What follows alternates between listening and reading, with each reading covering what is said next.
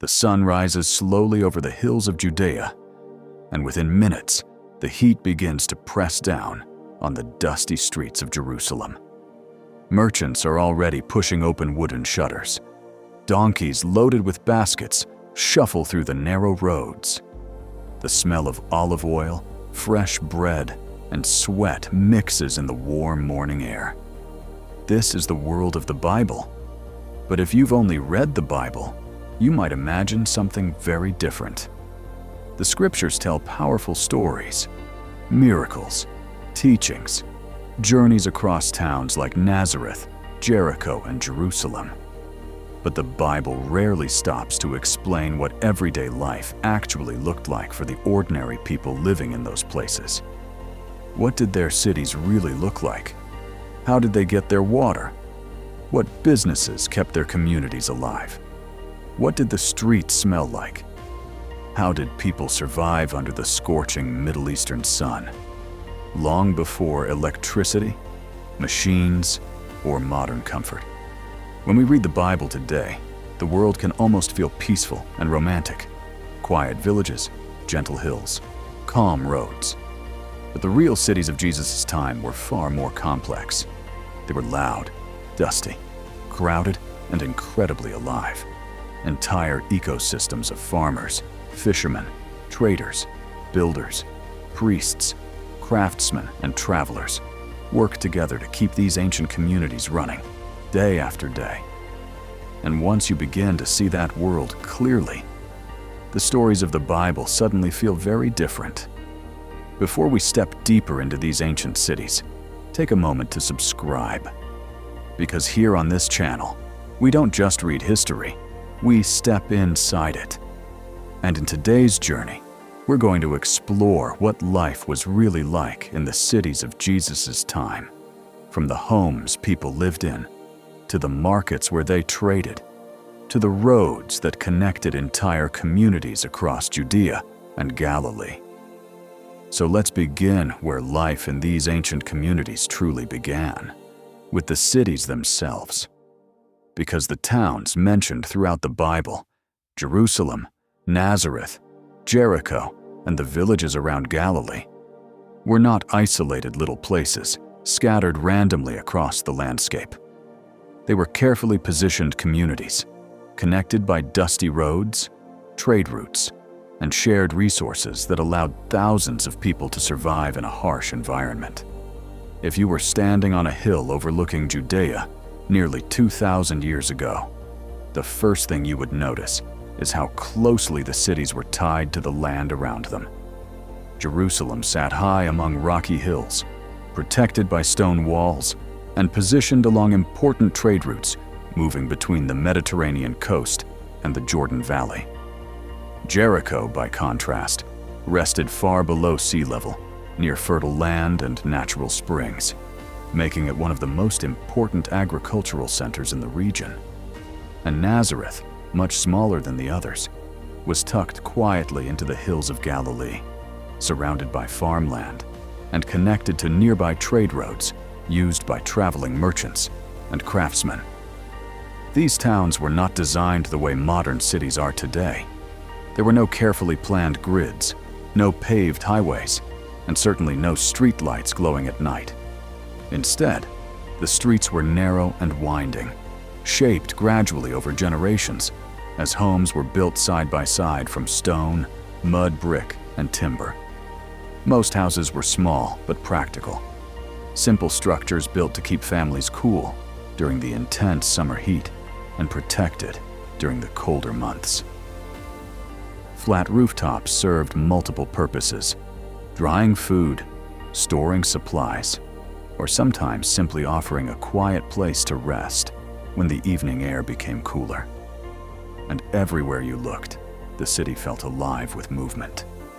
Traders entered through city gates, with animals loaded with grain, pottery, textiles, and olive oil. Craftsmen opened their small workshops along the streets. Farmers from nearby villages arrived carrying baskets of produce to sell in the markets.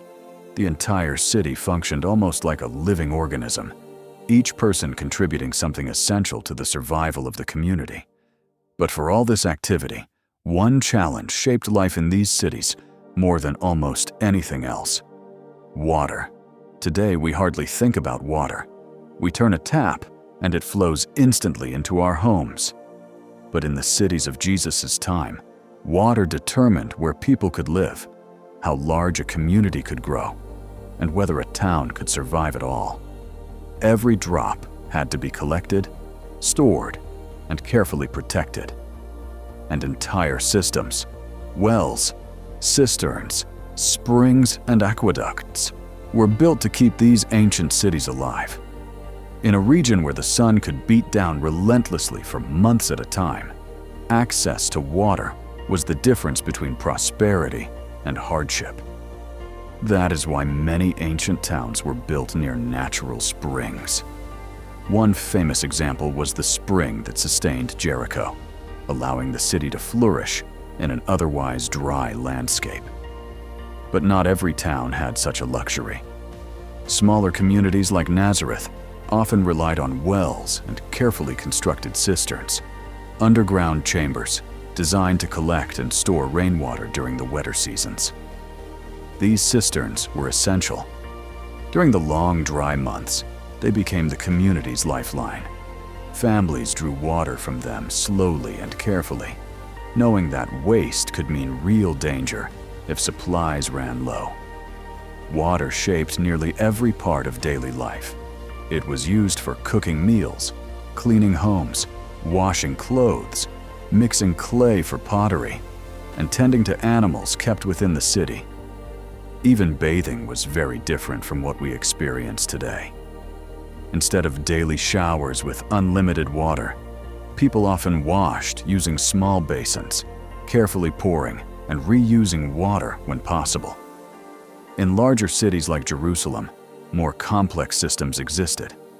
Aqueducts carried water from distant springs into reservoirs, and public pools allowed residents and travelers to wash and gather.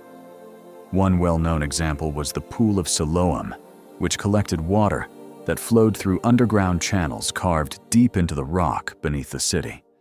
These systems required constant maintenance and careful management.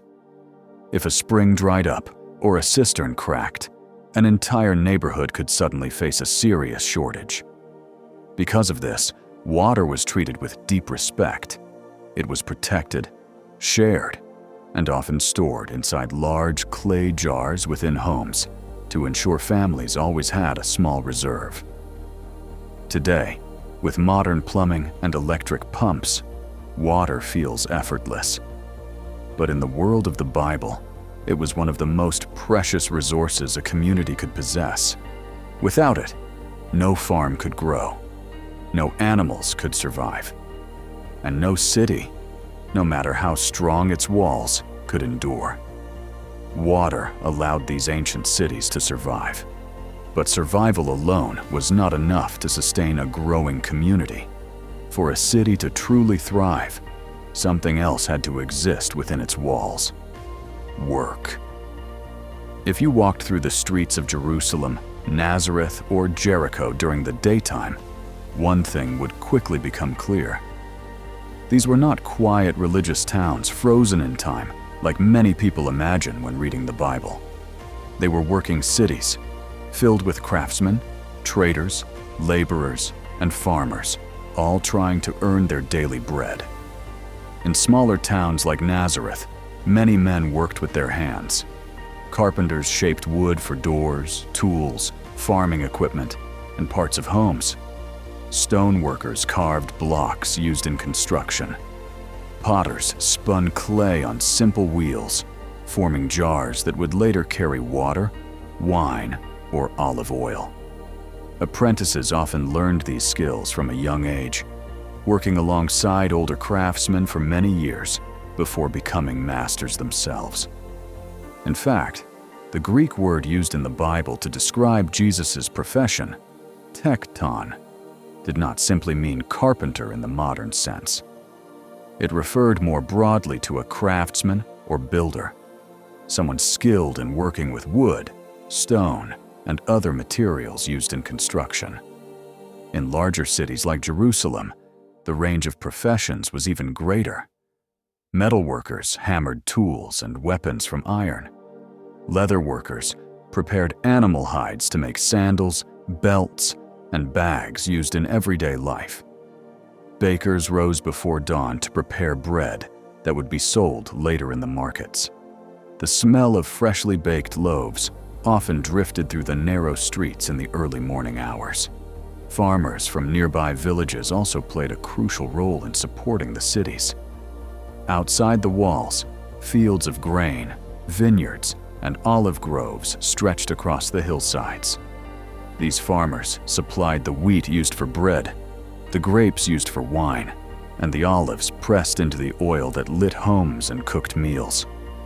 Every day, carts loaded with goods entered the city gates, bringing produce, animals, and supplies to be sold or traded.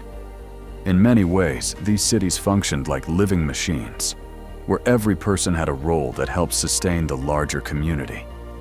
And unlike the modern world, where large corporations dominate the economy, most people in the time of Jesus worked in small family trades, passing their skills down from one generation to the next. Life was demanding. The sun was hot. The work was physical, and income could be uncertain. Yet for many families, these trades were more than just jobs. They were a source of identity, pride, and survival in a world where every day required effort and resilience. But if you wanted to truly understand the energy of these ancient cities, if you wanted to see where farmers, craftsmen, merchants, and travelers all crossed paths, there was one place you would go above all others: the marketplace. As the sun climbs higher above the hills of Judea, the streets leading to the marketplace begin to fill with people. Farmers arrive early, guiding donkeys loaded with baskets of figs, olives, and freshly harvested vegetables from nearby fields. Merchants carefully arrange their goods on wooden stalls, clay jars, woven baskets, leather sandals, and bundles of dyed cloth. The air quickly fills with voices. Buyers and sellers negotiate prices, sometimes loudly, sometimes patiently, each hoping to make a fair deal before the day grows too hot. In cities like Jerusalem and Jericho, marketplaces were not only places to buy food, they were the center of the local economy.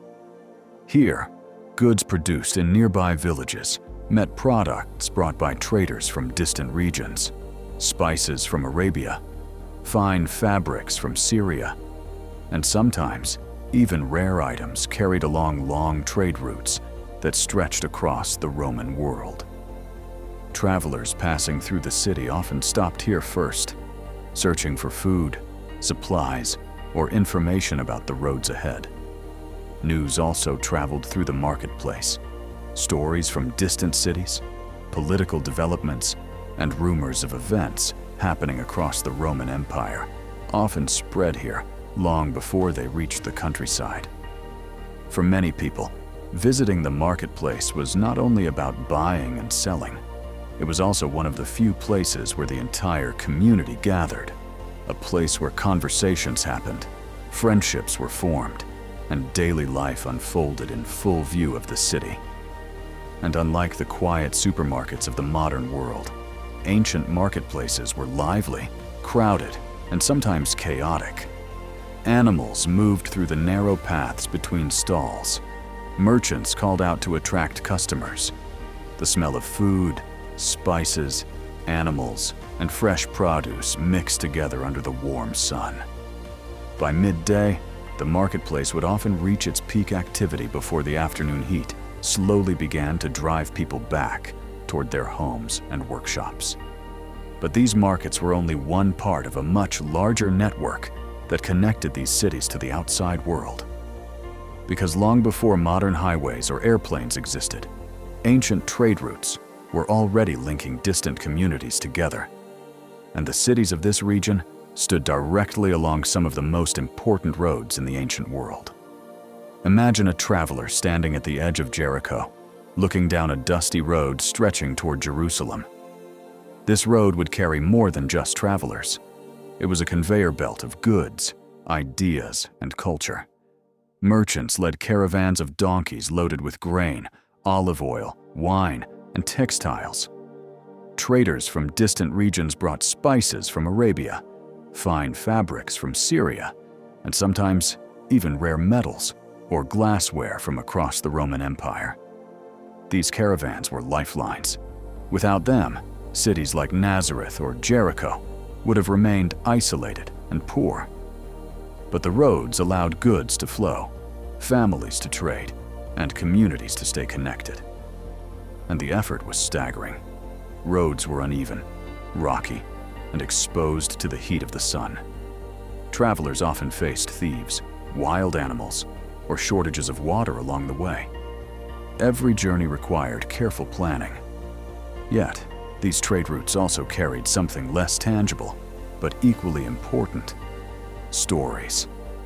News from other towns, rumors from distant cities, even letters and messages traveled along the same paths as merchants and goods. People who had never left their hometowns could suddenly hear about life in Jerusalem, the desert communities, or far-off markets beyond the Jordan River. This was how ordinary people stayed connected to a much larger world, through work, trade, and communication that predated modern technology by centuries. And here's something interesting. While we often think of the Bible as giving us a perfect image of life back then, it rarely mentions the hard work and intricate trade networks that made life possible. Life wasn't just stories of miracles and teachings. It was hot, it was exhausting, and yet it was purposeful. Every step along these roads carried goods, ideas, and hope. Speaking of hope, if you want to follow this journey deeper, exploring how these cities, their trades, and the people really lived in the time of Jesus, make sure to subscribe now. This way, you won't miss any story as we uncover life in biblical era, the way it really was. And while roads and trade connected cities and families, there was another force that shaped daily life in every home, workshop, and temple: faith, ritual, and the traditions that guided people from sunrise to sunset.